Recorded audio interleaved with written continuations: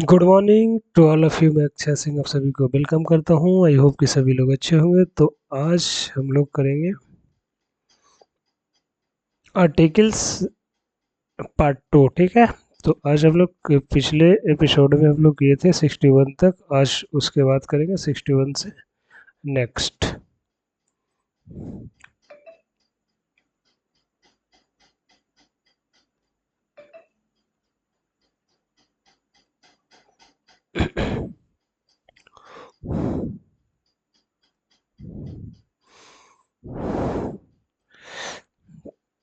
तो नेक्स्ट है 62। 62 में है आर्टिकल 62। ये बताता है कि राष्ट्रपति के चुनाव को भरने और समय की व्यवस्था।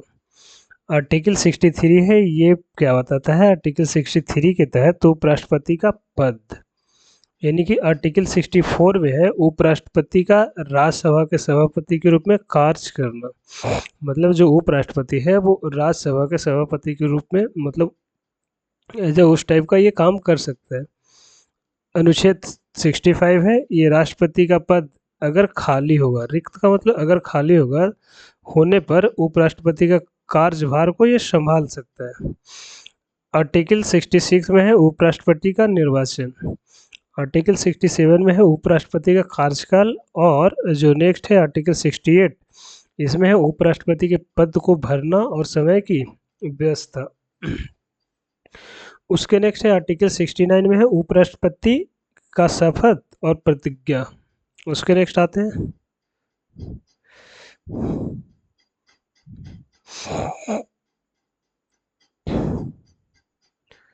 आर्टिकल 69।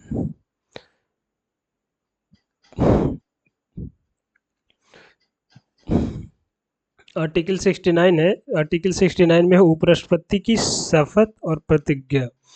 आर्टिकल 70 में है राष्ट्रपति की कार्यों का निर्वहन करने के लिए प्रावधान।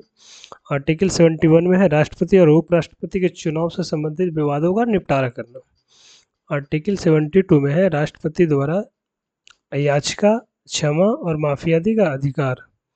आर्टिकल 73 में है केंद्र की कार्यपालिका शक्ति का विस्तार करना। आर्टिकल 74 में है राष्ट्रपति को सहायता और सलाह देने की मंत्रिपरिषद। आर्टिकल 75 में है मंत्रिपरिषद की नियुक्ति और कार्यकाल और जिम्मेदारी। उसके नेक्स्ट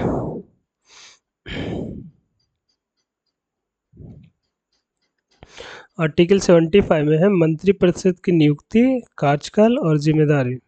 आर्टिकल 76 में है attorney general of India. Article 77 में है केंद्र सरकार के कार्यों का संचालन करना। उसके नेक्स्ट आर्टिकल 78 में है प्रधानमंत्री के कर्तव्य। आर्टिकल 79 में है संसद का गठन। उसके बाद आर्टिकल 80 में है राज्यसभा की संरचना। उसके नेक्स्ट है अनुच्छेद यानी कि आर्टिकल 81 में है लोकसभा की संरचना।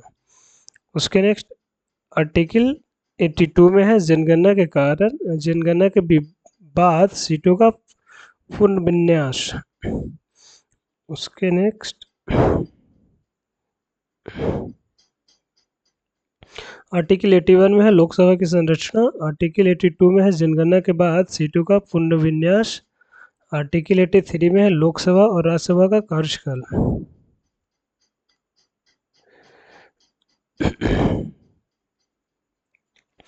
आर्टिकल 84 में है संसद की सदस्यता के लिए योग्यता होना चाहिए। उसके नेक्स्ट आर्टिकल 85 में है संसद के सत्रों का आहवान और स्थगन। आर्टिकल 86 में है राष्ट्रपति का संसद को संबोधन करना। आर्टिकल 87 में है संसद में राष्ट्रपति का विशेष संबोधन।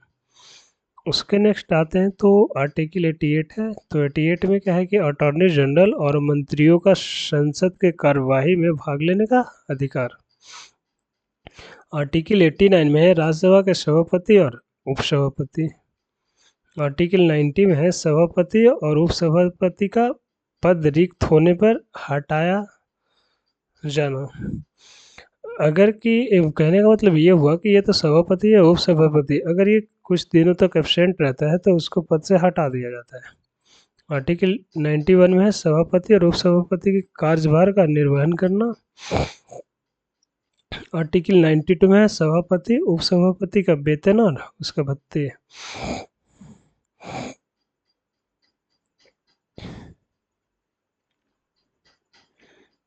उसके नेक्स्ट आर्टिकल 92 सभापति उपसभापति का वेतन और भत्ता।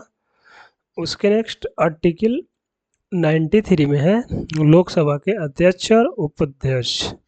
आर्टिकल 94 में अध्यक्ष और उपाध्यक्ष का पद अगर खाली होगा तो उसको हटा दिया जाता। आर्टिकल 95 में अध्यक्ष और उपाध्यक्ष के कार्यभारों का निर्वहन। उसके नेक्स्ट आते हैं तो आर्टिकल 96 है, तो 96 में है लोकसभा के अध्यक्ष उपाध्यक्ष के खिलाफ प्रस्ताव पर अध्यक्षता करना। आर्टिकल 97 में अध्यक्ष और उपाध्यक्ष सभापति और उपसभापति के वेतन और भत्ते। आर्टिकल 98 में संसद के सचिवालय और आर्टिकल 99 में संसद के सदस्यों की शपथ या प्रतिज्ञा। उसके नेक्स्ट आते हैं हम लोग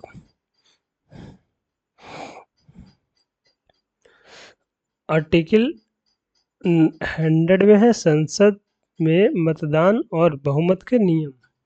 आर्टिकल 101 में है संसद की सदस्यता की योग्यता की स्थिति में सीटों का रिक्त होना मतलब खाली होना। उसके नेक्स्ट आर्टिकल 102 में है संसद की सदस्यता के लिए योग्यता होना।